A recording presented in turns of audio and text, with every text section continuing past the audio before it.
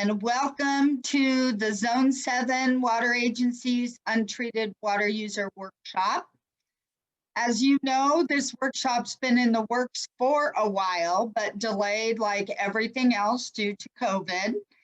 So here we are in a virtual format, and I can tell because you've already got your names right there where we can see them. So you're all pros at Zoom. So that's going to make things much easier today. We really appreciate your time being with us. And my name is Jennifer Persyke, and I'm helping to facilitate the workshop today. So we're going to put up the PowerPoint that we're going to be tracking with today and hit on just a few quick housekeeping items and our objectives for the workshop today. And I think you'll find this fairly informative. So again, we are recording the workshop, including all of the questions and everything that will go in to the chat feature today, just in the event that you may have to leave early or others that weren't able to join us today will be able to go back and review the content and information provided.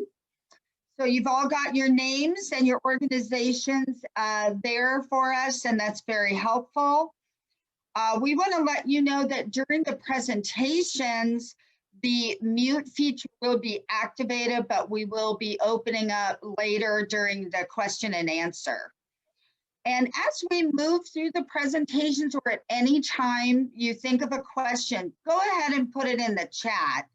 And when we get to our Q&A session, we're going to start with those questions first, and then we'll move to other questions that you might be thinking about. So if we don't get to all the questions today, we will either follow up via email, or some of those items you may find are coming back in our second or even our third workshop that we'll be conducting with you.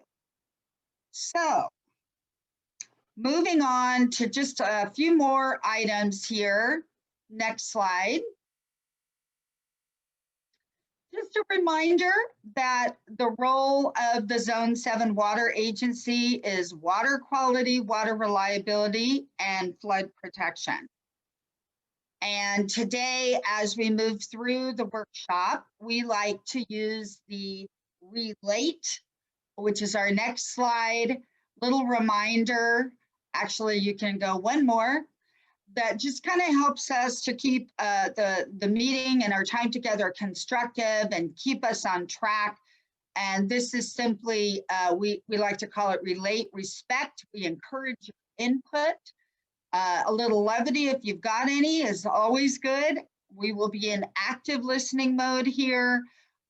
We will be putting forth, the facts and information with authenticity, and we'll all be engaged in our time together. So we really appreciate it again. So next up, go ahead, Leslie, you can go to the next slide. Well, you're going to be hearing, oh, not that one, go back one. Thank you. You'll be hearing a lot more about the fact that we're in a critically dry year, and we probably don't need to tell you that. You, of course, are very aware of the weather conditions we've been having in California. It's unseasonably warm and hot and dry. So you'll be learning more about how that will be impacting supplies this year. We're primarily focused, though, back on rate setting, and that is rate setting process for 2022-23. So that's really what we're here to talk about.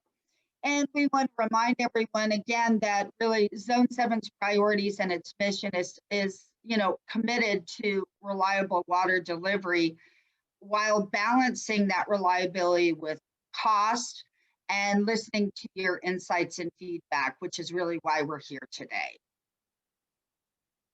Next slide. So a little process review. You may remember, but again, it's been a while, that we conducted a cost of service study to set rates for 2020 back in 2019. And we even held one workshop at that time.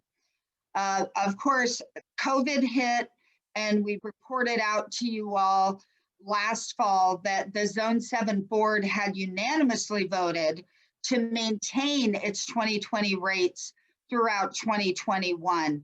So no rate increase this year to our untreated water users. Very important. And today, your feedback from the survey is really driving the agenda that we put together for today's session. And what we learned, and you'll hear more about the survey results that were basically provided through the responses from our untreated water users, that better understanding of your water supply and your water rate components were kind of top of mind, top priority. And we're going to be spending the majority of our time on those two items today. We've got a great group today, and I want to just put up their names next. The team here from Zone 7, you'll be hearing from not all of them, but we've got a couple here that will be on hand in case we get some more specific questions. And you'll be meeting them as we move through the presentations. All right, so next up, the objectives for this specific workshop. Again, this is driven by the feedback that we got through the survey that we sent out to all of you.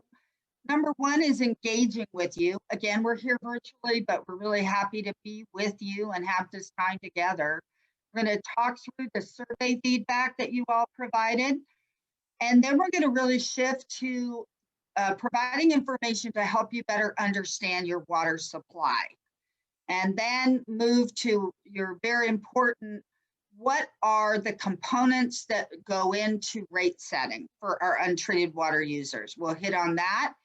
And then we'll actually move, I think, to next steps and have our Q&A last to make sure we have enough time to get all of that in. And I'm very happy and pleased to introduce next the General Manager for Zone 7 Water Agency, Valerie Pryor. Good evening. Thank you for being here and thank you for your participation. It's great to see everybody in your little 1-inch by 2-inch boxes. Really sorry we can't do this in person, but this is the world we've been living in. So appreciate you taking the time and being here on Zoom. I just want to say that I'm committed and all of the Zone 7 staff are committed to holding these workshops. And we think this is a very important step to, to lay the basics and understand the component of rate setting before we go to that 2022 rate setting process. So, our goal through these workshops is to engage with you to help you better understand current and future water supply and water rates. I do have to say, I know you've all heard that California is facing a critically dry year. This is significantly impacting our sources of water and how we're going to get water, and it will have water supply costs. But I can tell you as of now, and I do have to say as of 5/11 on May 6th, right now we have a plan and we're in communication with various water partners in the state to meet water demands this year. We've done a lot of planning in the past. We've invested in backup supplies, and we are planning to meet all the water supply demands this year. So really tonight, we're going to go over some of the basics, the components of water supply and water rates, and we're really looking forward to your feedback from tonight and then the 2 upcoming workshops over the next few weeks or months, I should say. And again, just really looking forward to your participation, your feedback, your questions. And with that, I'm going to turn it over to Ellen Cross, and she is going to go over the results of the survey that we sent to you. So thank you. Thank you, Valerie. Really appreciate being here with all of you tonight. First thing we want to do is just thank everyone who did have the opportunity to take the survey. It was very helpful in determining our agenda today, as well as the content. So we had 9 people participate in the agenda. Next slide. So the survey was distributed last spring, and the goal of the survey was to understand and address questions and concerns from the untreated water users. The survey results were analyzed, and the survey results will be addressed in tonight's meeting, as well as workshops 2 and 3. And you should have all received our fact sheet as well, which should have addressed many of the questions and topics that also came up. If for some reason you're still not seeing your question or comment addressed, please feel free to bring that up in the Q&A portion.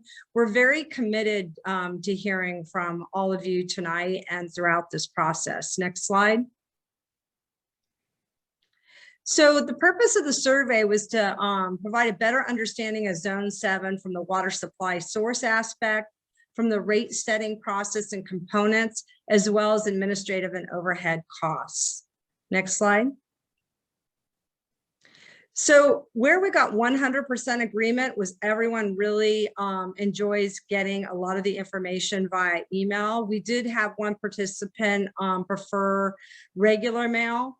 We also had 22% of the people say that bill inserts was a really helpful way of receiving information, and that equally the website and the annual meeting and the annual written report were good ways and forums to communicate and engage. A question that was very important to us was how can we provide more support? And number one came back education, followed closely by best management practices and rebates. And including, we could be helpful through written reports, tables, program descriptions that would be distributed prior to meetings. Next slide.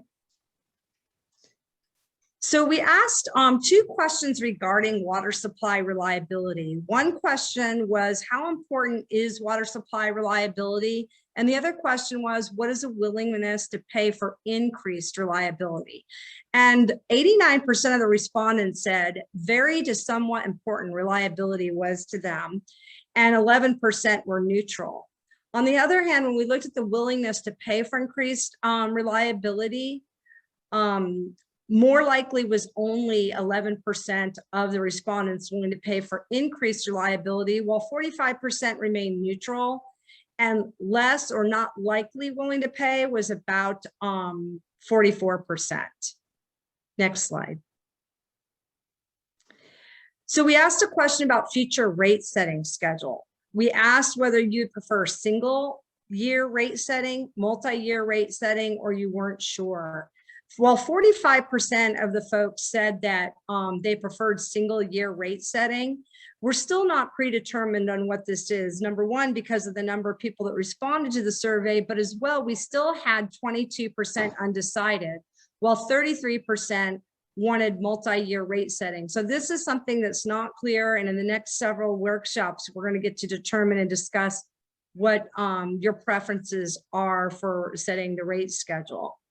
As far as being satisfied with Zone 7's delivery untreated water, we had 56% of the respondents very satisfied, with 11% somewhat satisfied, and 33% that weren't neutral. And of course, we strive to keep all of our customers very satisfied, and we hope to hear from you not only tonight. We will be distributing a very short survey after this meeting about how we can improve the input and get your feedback on this process. So we're looking forward to getting that feedback so we can continue to improve the process as we move through it over the next many months. Next slide. With that, I'd like to turn over the presentation to Amparo Flores, Zone 7's Integrated Planning Manager, who's going to take you through understanding your water supply.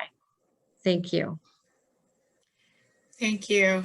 Greetings. My name is Amparo Flores. I manage our integrated planning section at Zone 7, and a big part of our responsibility is near-term and long-term water supply planning, amongst many other things. So today I'll be talking about your water supply. Next slide, please. On this slide, we are showing the sources of Zone 7's water supply under normal or typical conditions. This water is used to serve both you untreated water users as well as our treated water users. As you can see in the pie chart here, 90% of our supply is from the Delta. They're imported water supplies that travel through the Delta and a South Bay Aqueduct system. It's mostly made up of water from the State Water Project. We have an agreement with the Department of Water Resources, which operates and maintains the State Water Project, and that's the main source of our supply.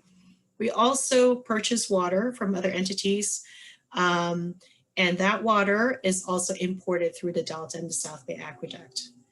The rest, the 10%, that's the light blue there, is our local supply. So that's from the Arroyo Val watershed. It's collected in Lake Del Val, which is also part of the State Water Project system. And water in Lake Del Val is made up of both water from the Delta and local water collected, and it's shared amongst 3 water agencies called the South Bay Aqueduct Contractors. When we have extra supplies during normal years and wet years, we store that water in the local groundwater basin, or the main basin, or the Livermore Valley groundwater basin. And we also store them in groundwater banks down in Kern County, downstream of us. We have an agreement with 2 agencies, Summit Tropic and Coelho, to store our excess surface water supplies. And these supplies that are stored in the groundwater basin are used to meet demands, both peaking in demands during the day and also seasonal demands and emergencies and droughts. I'll talk more about the use of these reserves in the next slide. So how does water get delivered to you? Well, it's delivered through the South Bay Aqueduct system. South Bay Aqueduct runs diagonally across this map here from the top right to the bottom left. Solid line is the canal portion, the open portion of the South Bay Aqueduct, and the dashed portion is the pipeline. South Bay Aqueduct runs about 40 miles all the way down to the San Jose, Santa Clara area, and it picks up water from the Delta near Tracy. So that's what delivers water to the Zone 7 service area, including the water that you receive. The map here shows some red dots. Those are the untreated water user turnouts. And the green areas shown here are the irrigated areas off of the aqueduct. There are 81 untreated water users with a total maximum annual allocation of about 8,100 acre feet per year. These days, we're really seeing usage of more around 5,000 acre feet per year.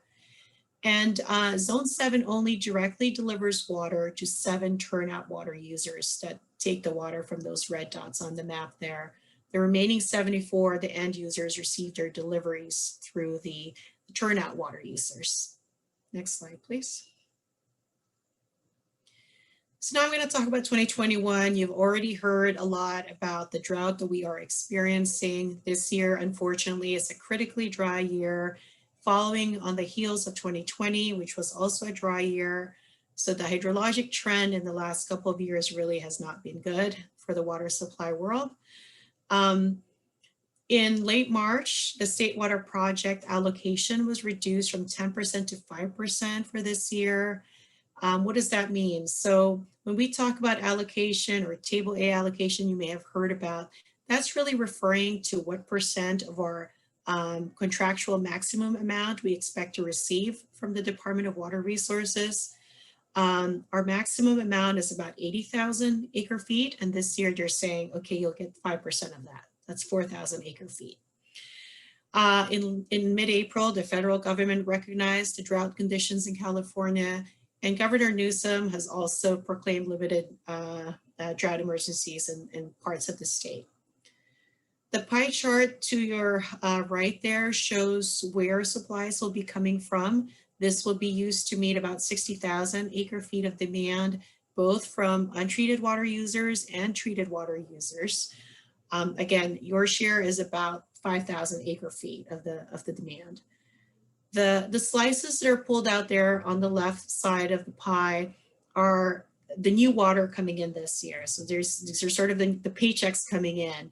Lake Del Val, unfortunately, we've only received 700 acre feet so far this year. And the State Water Project, as I mentioned, we're only going to receive 4,000 acre feet.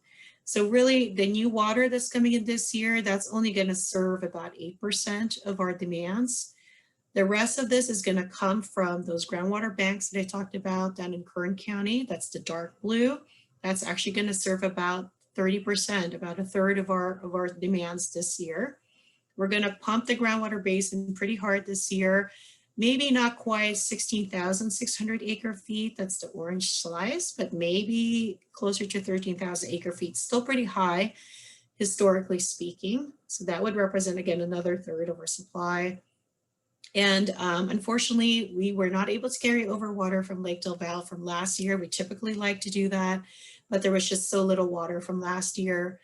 And then we do store water in the State Water Project system. We call that carryover. And we have about 9,000 acre feet coming from that. And then finally this year, because of the low supplies, we are pursuing water purchases or water transfers from other agencies across the state. And that's about 10,000 acre feet that will represent almost 20% of our supply this year. Next slide, please. We face a number of water supply challenges. This year is demonstrating just what those are. Of course, climate change has had a big impact on hydrologic patterns. We can no longer rely on conditions we've seen historically. We're seeing more extreme hydrology, likely higher temperatures, and it's also changing the rainfall patterns. So it's affecting both the availability of our imported supplies and local supplies. We are also seeing increased degradation of water quality. With the warmer temperatures, we're seeing more algal activity, and there are worrying toxins that come from algae growing in the Delta and other places, including Lake Del Valle. There's also runoff from fertilizers, and you've heard about PFAS, et cetera. So there are emerging contaminants all the time that we have to deal with. Environmental regulations are increasingly becoming stringent. There's a number of endangered and threatened species in the Delta, which is the main source of our supply. So it's become more difficult to divert water from the Delta. It's been more constrained operationally. And then finally, we do have an aging infrastructure. The State Water Project is now about 60 years old, and so it's in need of some repairs. Bottom line, this is all resulting in reduced reliability of our water supplies. Next slide, please. Here's an illustration of what that reduction in reliability looks like, and this is related to, again, most of our supply. On the y-axis is the State Water Project allocation. Again, that's the percent of our contractual amount from the Department of Water Resources that we've been receiving over the years since 1986. And you can see that receiving 100% of our contract amount is becoming rarer and rarer. And more recently, we see that 5% allocation, that was the historic low in 2014, popping up again in 2021. So here we are just 7 years later, and we are at a historic low of the State Water Project. At this time, based on the latest analysis from the Department of Water Resources, the projected allocation, average allocation from the State Water Project without upgrades to the system is roughly about 50%, 50-60%. Next slide, please. So Zone 7, of course, continues to monitor, maintain, and respond to our water supply conditions. We regularly put together an evaluation of our water supplies, and the latest study was completed in 2019. And amongst the conclusions from that are we do need additional water supplies to accommodate the reduced reliability of our water supplies and continuing growth in the area. And this will require significant investments moving into the future. So we are continuing to pursue a number of alternative water supply and storage options, which includes the Delta Conveyance Project, which will address that aging infrastructure and those challenges I mentioned in the Delta. That concludes my presentation. I'll now turn it over to Javia Green, our financial analyst at Zone 7, and she'll be talking about your water rates. Good evening, everyone. I'm Javia Green, Financial Analyst, Zone 7. Many of your names and faces are familiar to me from previous in-person workshops, so it's nice to be here with you this evening. Next slide, please. The goal of my presentation today is to help you gain a better understanding of untreated water rates. This year's rate setting process will include a series of 3 workshops, starting with today. In today's workshop, we're hoping that we could help you to gain a better understanding of Zone 7's water rates as well as the water supply. That will be followed up with another workshop this month, which will set the stage for a cost of service study. Zone 7 hires a third-party consultant to perform the cost of service study, which determines the rates that we would charge for the following year.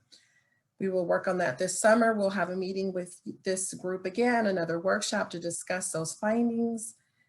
We will meet with our finance committee in the late summer to discuss the findings, and then it will go to the board for final approval in the fall. And if there are any rate adjustments, they will take place on January 1, 2020.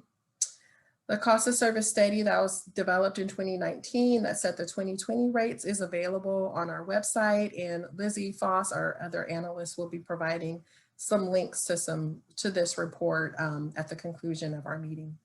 Next slide, please. So what are the components of the water rate? There's two, which are shown in this pie chart. The most significant component of the water rate are water supply costs, which make up 78%. And it's precisely what Amparo was talking about the calendar year 2021 water supply plan that Zone 7 will put in place in order to meet the demands. It's the mix of water supplies that Zone 7 will bring into the service area to meet the demands. And these are defined in the 2021 Water Operations Plan, which will be going to the board in June. So if you want more information on how Zone 7 plans to meet its demands and the costs associated with it, feel free to attend that meeting or look for that staff report for the June meeting.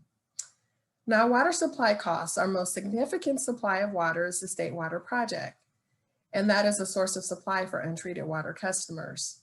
And the State Water Project, as Amparo mentioned, has a 5% allocation this year. So what that means is Zone 7 must pursue transfers with other water districts to meet our demands. And then we further are going to plan to meet our demands by taking advantage of the groundwater banking programs that we have down in Kern County, where we bank water in wet years and use that water in dry years to meet demands of our treated and untreated water customers. So water supply costs, the cost of raw water, that's about 78% of the rate.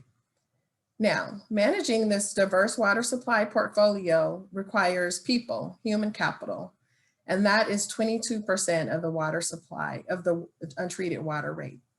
It's the hard work that Zone 7 staff does in order to make sure that we meet the demands of our customers.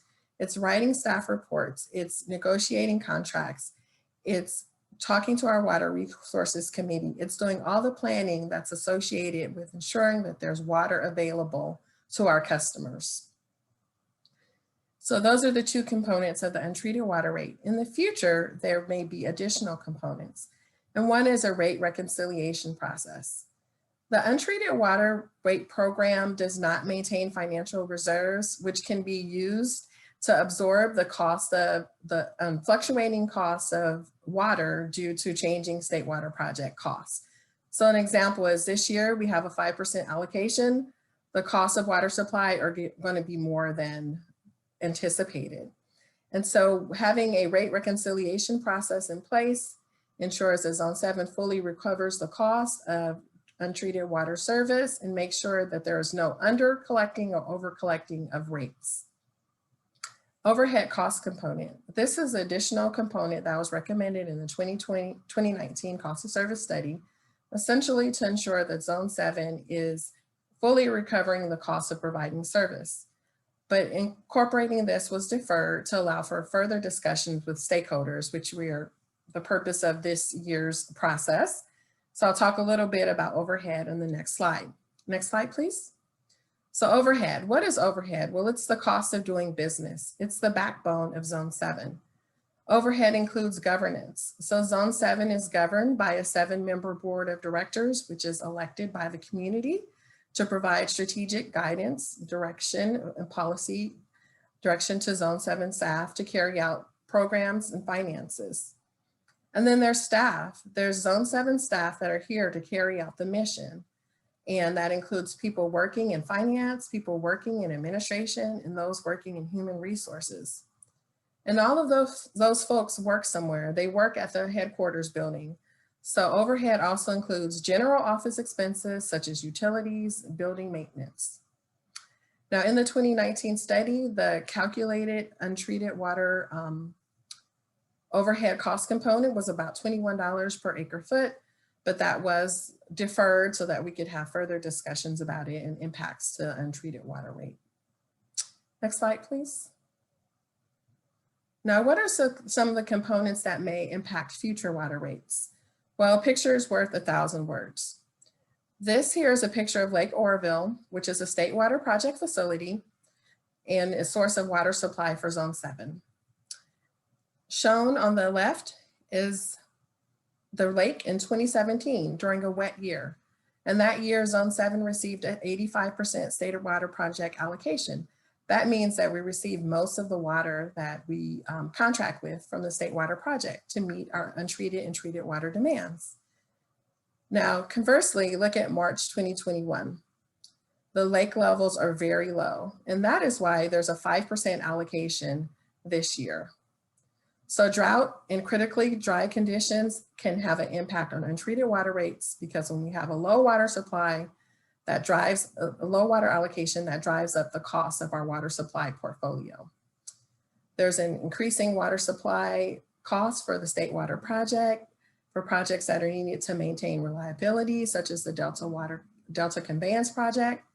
And then, as Amparo mentioned, Zone 7 will have to pursue some of our own projects in order to meet demands for both treated and untreated water customers. So these are just some of the factors that can impact untreated water rates in the future.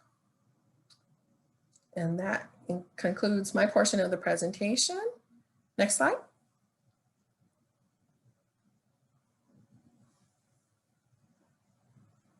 Mute myself here. Thank you, Javia, very much for that presentation, and also Amparo.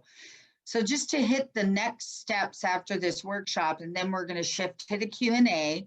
So here we are at workshop number 1, and we're going to interact with you in just a bit here to get your questions, but we've tried to lay out the backbone of the content around your water supply and the components for your rates.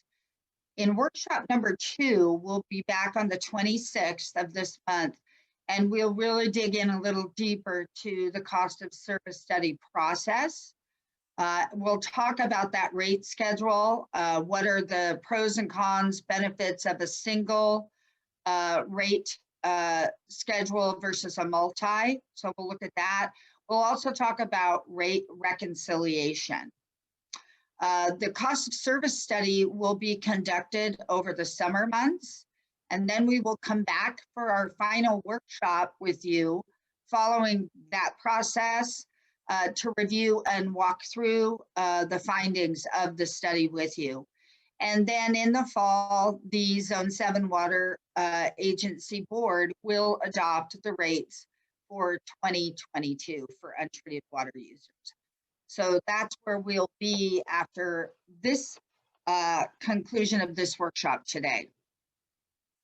So next we will open it up to questions and answers. And so far I haven't seen that anyone's entered a question in the chat. I did want to also acknowledge that Catherine, Melinda, and Laura joined after we got underway, and just mention to them that we are recording this session today. So you'll be able to view the workshop in its entirety if you join late. So as we shift into this process, you're still welcome to enter any of your questions in the chat. We can also ask you now to go ahead, if you're familiar with Zoom, and you want to raise your hand down in the reaction button there at the bottom of your screen to the right. You'll see the raised hand icon, and you can just click on that, and we will call on you and bring you back into unmuted status so you can ask your question, and we can begin to walk through those questions. Looks like we do have you. Yeah, Jennifer, first question. Yeah, go ahead, Ellen. We do. Thank you. And thanks, Mark Triska, for your question. The question is, what is the cost of the state water project untreated water versus other sources? Do you have a chart showing the use of untreated water usage over the past 10 years? Do you have the same for administrative costs over the past 10 years? All right, so we'll start with Javia for a response to that question. Let's see if I could see that. Okay, so We did do a, let's see, in the 2019 report, we did do a cost comparison. And we did find that Zone 7 was kind of in the mid-range in terms of untreated water customer costs. It was pretty hard to compare because purveyors have different sources of supply. Some are state water contractors, some have their own source of supply locally. But that information is available in, I believe, the staff report associated with the untreated water rate. And so I'm more than happy to provide that with you. Javia, no, let me restate the question. I Okay. probably wasn't clear. When you go out and buy water from different sources that you have negotiated or have contracts with, does the cost of the state water project water that you guys buy, is it a different, how does it compare to other water sources that you have access to and that you contract or buy from? Is it less expensive? Is it more expensive? Is it the same? How does that, because this is a critically dry year and you're getting only 4 or 5% of your water from SWP. How do all these other sources compare in terms of cost? Well, The state water project water is going to be the least expensive source of supply for this year. And Amparo could probably speak to that we are pursuing other water transfers with other agencies, and it's significantly more than the state water project cost. Amparo, Yeah, this is Valerie. I'll just say that, yeah, our state water project or table A amount, which this year isn't even enough to just do the untreated uses, but yeah, that winds up being the least expensive. We typically, in typical years, we put a little water in the banks when we have more water, we take a little water out, and that's a little bit more expensive, but that's kind of what we've been paying year in, year out. But in years where we need to, like this, go get additional water, it's significantly more expensive. The cost of water, it's purely supply and demand. Last year we did a transfer for state water project water and it was $230 an acre foot. And this year we're doing a transfer for the same type of water and it's $850 an acre foot. Thank you. And we can share with you a chart showing the use of untreated water over the past couple of years, but on average it is about 5,000 to 5,500 acre feet a year. It can go up to 8,100, but we have not seen that yet. And then in terms of the administrative cost, we can provide that. The cost of, not all of the costs are going to be applicable to the untreated water rate. In 2019, when we did the cost of service study, we determined what types of water supply costs should be administrative costs should be added to the untreated water rate. And so I think we could go back a couple of years and show you what the costs are associated with the recommended programs.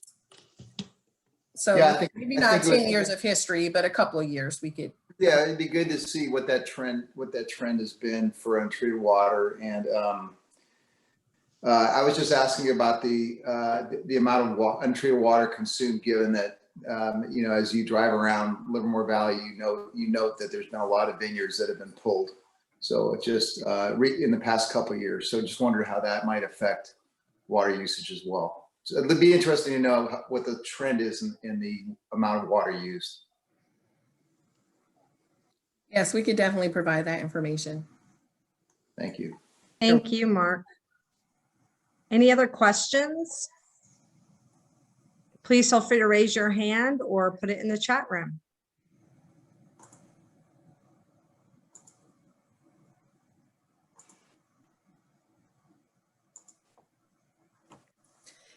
Is there, I'm just wondering, is there maybe some additional feedback maybe that you guys could provide then if there's no questions or any additional information that you may want to see in future workshops?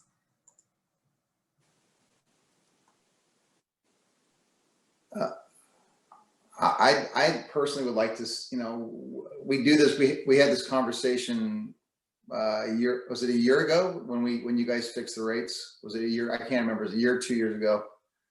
Almost 2 years in the fall of 2019. Okay, thank you. So, speaking for myself, I'd like to have this conversation less often, not more often. because it's painful it's painful for you guys. It's painful for us because we're concerned about water rates going up and everything else. And it just makes sense if you guys are looking good and the state water project it's a wet year and things are looking good. You don't have to buy a lot of water, or you can bank a lot of water. There should be credits, right? I mean, that's my thinking. And then on years when it's tough, you're going to have to buy water and things like that. Then we understand that you're going to have to, pay the piper, so to speak. But speaking for myself, I'd like to see these meetings happen, at the most every couple of years. So it sounds like you're trending towards wanting to see a multi-year rate process along with a true up or reconciliation process. Right. Plus, it's less expensive for you guys, right? It's less administrative costs, less consultants, that kind of thing as well. Yeah, this is Valerie. You kind of touched on the next topic, talking about should there be a multi-year rate, should there be a reconciliation process, and I suspect, without your input yet, but I just suspect that this critically dry year and what we're going to have to do to get through it, it's going to drive the decision to have a multi-year rate. So, high cost years are smoothed out with low cost years. We're not making that recommendation yet. We have not heard your feedback yet, but I'm guessing that, that will be where we end up. I'm just curious if any of you had a chance to see the fact sheet and if you found that helpful or you'd like additional information through that as well.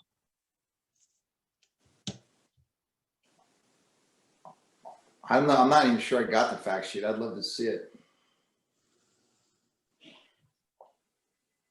Okay. We'll make sure to resend it out to the group. Thank you.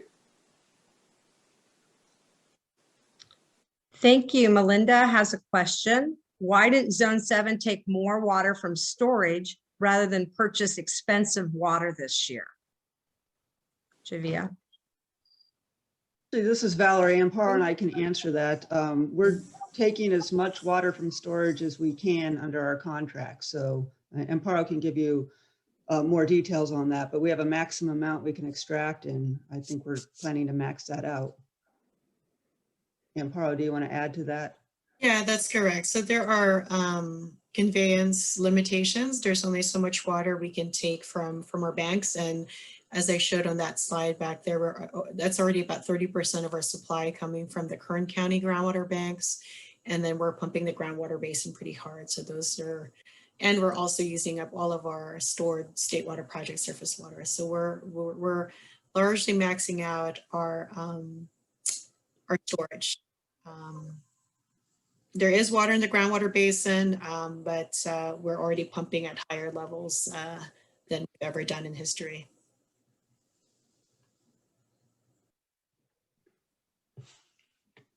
I see the next question is, why didn't Zone 7 take water from semi-tropic last year to increase carryover this year? And we did do that, actually. We, towards the beginning or the middle of the year, based on, projections, we did take water out of semi-tropic. And then actually at the very end of last year, calendar year 2020, when it was starting to look like a dry winter, we actually took out extra water towards the end of the year. So we did. I don't know if we maxed out our carryover. Amparo can answer that, but yeah, we took water out of semi-tropic last year for exactly those reasons. Yeah, we, as Valerie mentioned, we did take out some water last year, but it's always handy to have a crystal ball, right? Because the water that we recover from semi-tropic could have been stored in San Luis Reservoir, but San Luis Reservoir is part of the State Water Project system, and we typically don't want to have too much storage in San Luis Reservoir because that's subject to spill. But yeah, we do try to maintain a healthy level of storage to prepare for the following year when we have no idea what the conditions will be like. And of course, we're always also trying to manage costs in any given year. So it's always a balancing act. Because it costs water to recover. It costs money to recover water. Do we have other questions? So here's one from Paul. You mentioned that one of your priorities is to work on more water storage. What projects are underway now, or what projects do you foresee in the future that will significantly increase reliability and overall supply in California? Yeah, I can take that question. We are currently investing in the Size Reservoir project. We are currently participating for about 10,000 acre feet of storage and supply in Size Reservoir that's located north of us. So that's an advantage, because you may have heard me mention that a bunch of the facilities that we use are actually downstream of us. There's a little bit of a complicated game in getting that water to us through some kind of exchange in the system. Size Reservoir is located north of us, so that will help, and that's both storage and use supply. We're also working closely with Contra Costa Water District, our neighbor to the north. They own the Los Vaqueros Reservoir, and they're looking at expanding that reservoir. And we are currently participating in that project with a number of other partners. We're also looking at desalination, again, working with Contra Costa Water District and other Bay Area partners, taking some brackish water from the Delta and moving that either through the East Bay Mud system, creating a new intertie with the Zone 7 with our service area, or moving that through the Delta as well. And we're also investigating potable reuse. So that's the use of highly purified wastewater that's generated locally. So that would be a source of local water supply. And of course, I mentioned the Delta Conveyance Project, which is intended to fix the infrastructure and environmental operating constraints of the State Water Project system.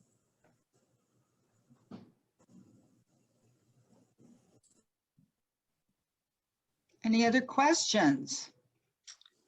Yes, I have another one, Jennifer. One from Melinda. Yeah, from Melinda. The UWMP says Zone 7 would have 15,000 acre feet in the worst case year. In 2014, Zone 7 had 17,000 acre feet. Why didn't Zone 7 try to carry over more water for 2021? Yeah, as I mentioned earlier, we're always balancing multiple objectives in any given year, and also managing any potential risks. So typically, we do try to target about 10,000 acre feet of storage. I assume this is referring to San Luis Reservoir, the State Water Project carryover. That's the water that we carry over or reserve from one year to the next. So we typically target about 10,000 acre feet. That does fluctuate in any given year, depending on how much supplies we have and what we have budgeted in terms of purchasing water, et cetera. In the last few years, we've actually lost water from having too much water in San Luis Reservoir. So again, those are the kinds of factors that we're balancing, and we'll certainly continue to evaluate, the best strategy as we move forward. But our general strategy is put water in storage, have some reserves available, put our eggs in many different baskets, and that's what you saw in that pie chart there. And Pearl, also there was a 20% allocation last year, right? So there wasn't a lot of water to save. Yeah, there was only 20% allocation last year. So that's right, there wasn't a lot of water. But the question was also raised about, well, should we have pulled more water from semi-tropic? It's really just shifting water into different buckets. And again, that's something that is something that we're constantly balancing in any given year, depending on the conditions. So we have another question. Thank you, Melinda. Is it true that you did not see any risk of a dry 2021? When did you first prepare a dry year plan for 2021? Well, I think anyone who's in the water business knows that there could always be a dry year next year. So that's certainly always on my mind and always in our minds at Zone 7. The planning is happening throughout the year.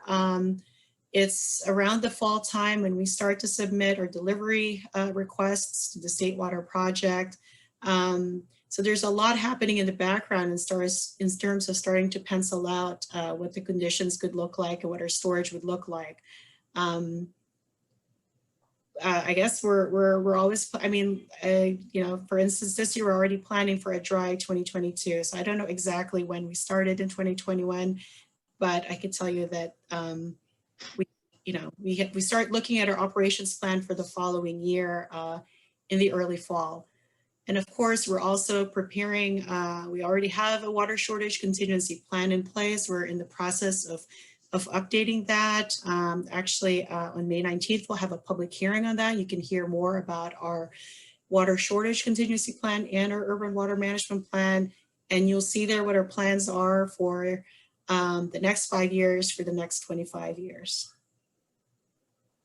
Yeah, and this is Valerie. I'll say that, none of us can really predict the weather too much, but we always we do our annual sustainability report each year, and the current year is based on what we know for the current year, but we always assume for a dry year the second year. So without even knowing what the weather is going to be, without even guessing, we do, from a water supply standpoint,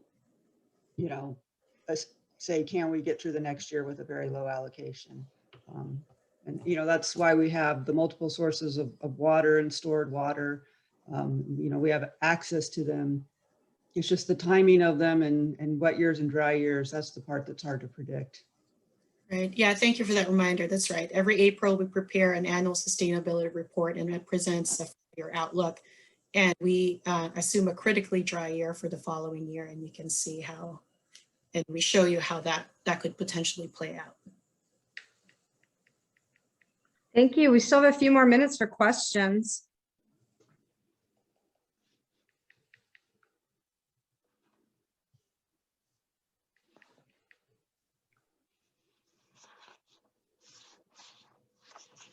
Well, we can give you back 6 minutes of your day, which we'd love to do, but we'll do a last call. And if you think of something that occurs to you after we close out the workshop today, please don't hesitate to shoot an email here. We've got Elizabeth Foss, our financial analyst, who's been running our Zoom today, by the way, and you can shoot her an email and we can queue it up for the next workshop, or if it's something we can quickly respond to, we will do that. We want to let you know that we will be sending out a follow-up, and we'll resend the fact sheet. We'll also have links to some of the documents that we've discussed here today, so you can easily find them. And we'll also be including a link to a survey just to get your feedback on the workshop today, any other topics that you might want us to add to the agenda for May 26th. So that's how we'll move forward. And we sure appreciate your time today. And we look forward to seeing you all on the 26th. Again, we'll also put the link for this recording on that communication so that you can access that as well. Jennifer, we have one more question. So we do. We do. So it just popped in. All right, no problem. So the urban water management plan is just a guess that you would have 15,000 acre feet in storage for the worst case year. Yeah, so that's the result. What's in the urban water management plan is the result of our water supply modeling efforts. So we do our best to we run actually, I think 10,000 simulations to look at what could happen in any given year under a different range of hydrologies, and based on the supplies that we anticipate, the latest information we have about water supplies and their availability and their reliability, makes a projection. And the projection from that is about 15,000 acre feet in storage. And I think that's probably referring to San Luis Reservoir again, State Water Project surface water carryover, not including groundwater that's stored in other places. Okay. All righty. Any last call for the second last call? All righty. Well, thank you all again for joining us today. We look forward to seeing you on the 26th, where we will dig into the single versus multi-year process and the true up reconciliation process. And if there are other topics, again, we would love to get that feedback, and we will add those to the agenda. So thank you all very much for being with us today, and have a lovely evening. Thank you. Bye-bye Thank now. you. Thank you. Thank you. Thank you.